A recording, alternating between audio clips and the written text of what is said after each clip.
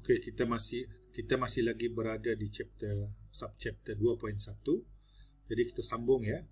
Jadi spektrum kita ada dua jenis spektrum. Pertama we call it continuous spectrum. The common continuous spectrum is pelangi lah, kita punya pelangi itu kan. Okey. Jadi yang kedua dipanggil line spectrum. Line spectrum means when we talk about spectrum, dia adalah related to cahaya lah. Cahaya dan ada color ya. Jadi kalau continuous ni maksudnya yang pelangi itulah. Okey. Dan yang line dia satu siri warna yang dalam bentuk garis ya. Okey. So continuous spectrum ataupun yang kita sebut macam pelangi itu, macam mana dia dihasilkan? So senang saja. Dia biasanya kita buat dalam pembiasan dalam prisma kan. Okey, prisma kita biaskan cahaya melalui satu prisma, maka kita akan dapatlah satu siri continuous spectrum ataupun rainbow itulah. Okey. Kan kita sekolah menengah kita pernah buat, kita lalukan di prisma kan. Ataupun titisan air hujan kan. Kalau ada satu cahaya matahari terkena dengan titisan air hujan, juga menghasilkan siri continuous spectrum ya. So that's why lah pelangi itu biasanya wujud semasa ada hujan together with matahari lah. Jadi cahaya matahari akan membiaskan air hujan itu untuk membentuk siri continuous spectrum macam ni ya. Okey. Line spectrum pula, okey, saya ada buat video dia, saya ada share video daripada YouTube. Dia bagi detail how to produce line spectrum ya. Line spectrum maksudnya dia menggunakan satu lampu yang menghasilkan elektron. Elektron itu pula dilalukan ke dalam satu lubang kecil. Slit ni maksudnya ada satu lubang kecil ya. Kalau macam prisma tadi ni, dia lalukan dalam satu lubang, lepas tu nanti lubang itu dia besar, tengok nampak dia besar kan. Ni lubang ni besar ni. Kan nanti cahaya itu keluar melalui lubang ini, tengok nampak besar. Ni. Okey. Dan di sini daripada prisma ni lah dia akan terbias untuk membentuk rainbow.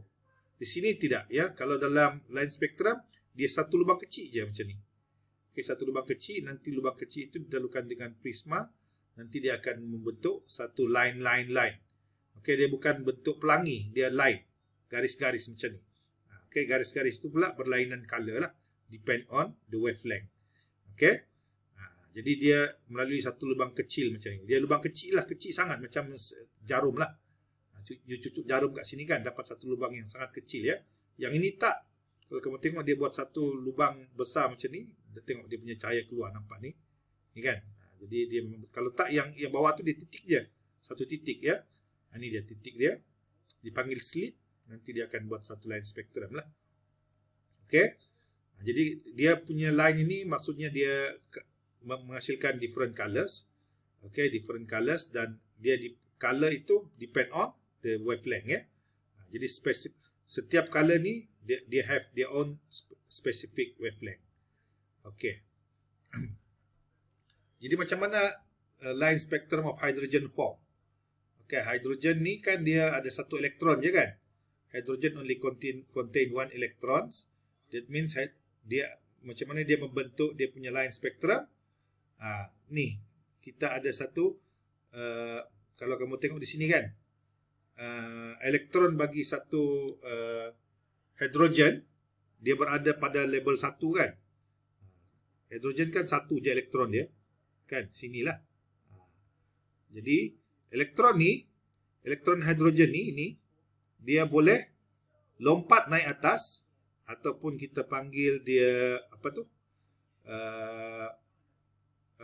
daripada ground state dia akan go to the excited state. Dia akan lompat pergi ke level 2 atau level 3 atau level 4 lah. Atau level seterusnya sampai ke atas. Dia boleh naik sampai atas lah. Okey. Jadi elektron yang naik sampai atas tu dipanggil excited state. Excited ya. Jadi apa tu? Lepas tu dia kata, dia pada waktu excited tu ataupun dipanggil pada higher level, okey, dia unstable. Elektron hidrogen ni bila masa dia naik ke tingkat yang lebih tinggi, yang dipanggil excited state, okey. Excited state ni dia boleh pergi tingkat 2, tingkat 3, tingkat 4 dan seterusnya, depend on energy lah. Semakin banyak energi dia akan pergi ke tingkat yang lebih tinggi ya.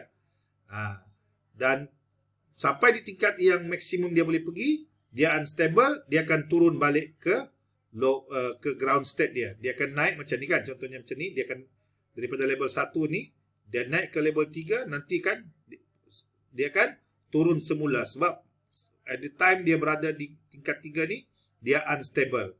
Okey, dia tidak stabil, maka dia akan turun semula balik ke tempat asal dia lah. Okey. Alright. Dan kalau kamu tengok lukisan ini kan, sebenarnya elektron ni, ini nukleus kita. Sebenarnya dia punya lukisan dia tak boleh, sekarang ni kita kena advance sikit lah, dia tak boleh macam sama lah jarak dia between level 1, level 2, level 3, tak boleh.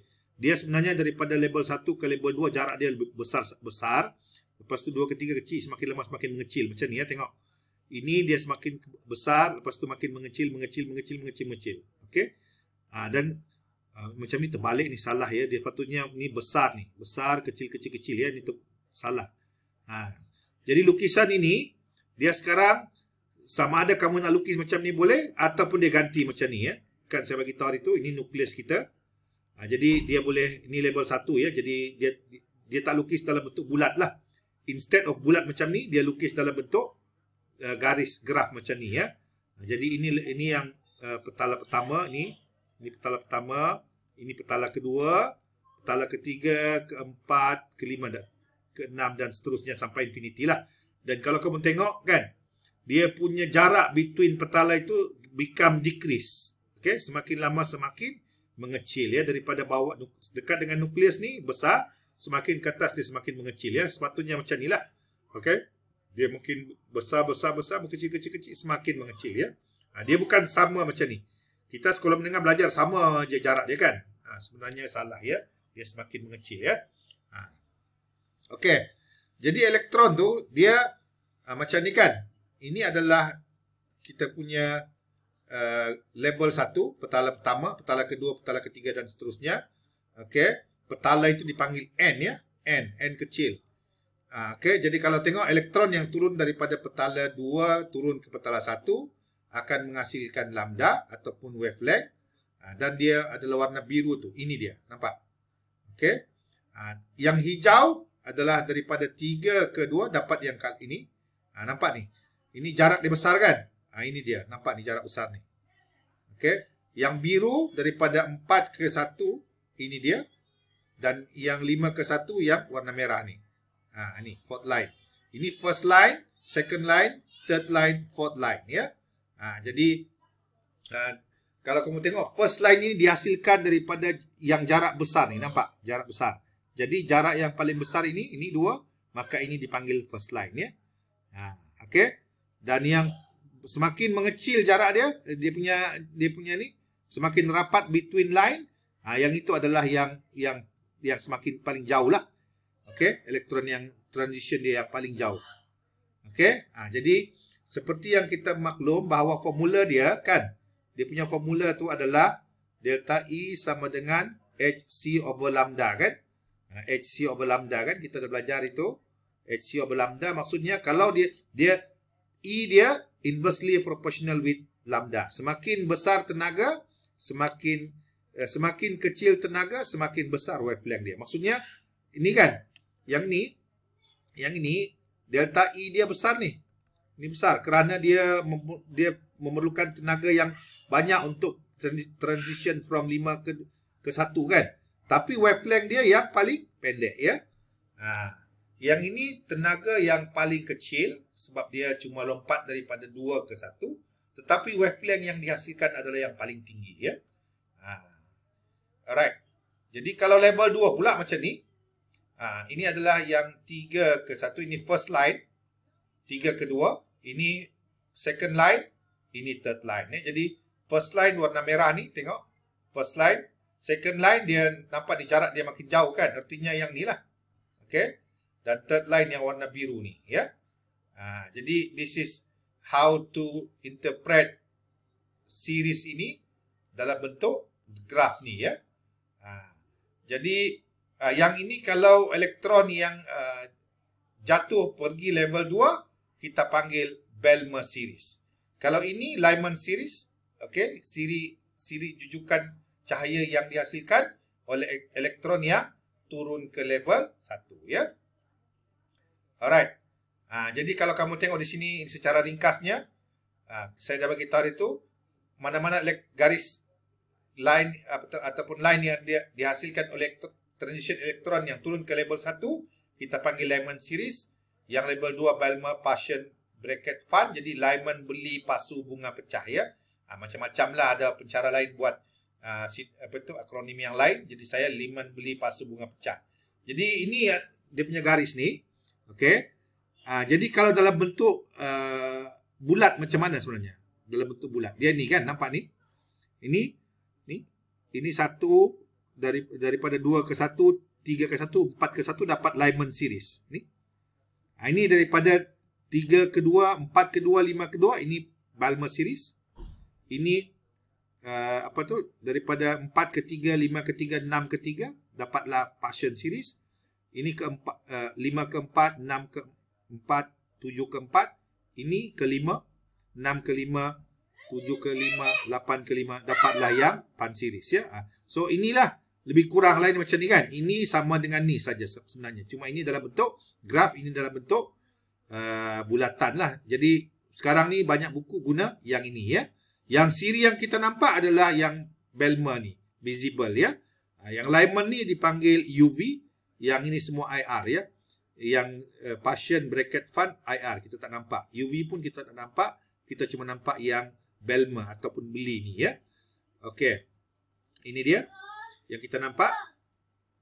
Alright, ini soalan-soalan yang popular dalam soalan ni popular ya. How to differentiate between line spectrum and continuous spectrum.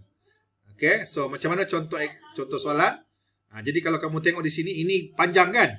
Panjang ni jarak dia jauh kan? Artinya ini adalah first line lah ni. Ini first line ya. Yang A ni first ya, sebab dia jauh jarak dia. Ini second. Sampailah yang paling jauh ni lah.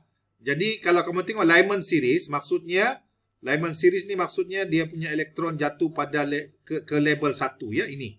Jadi ini A ya, yang paling jauh ni A, B, C, D. Jadi maksudnya kalau kamu dapat soalan seperti ini, okey, cuba kamu tukar dia menjadi bentuk macam ni lah supaya nampak lebih, you can imagine easier lah.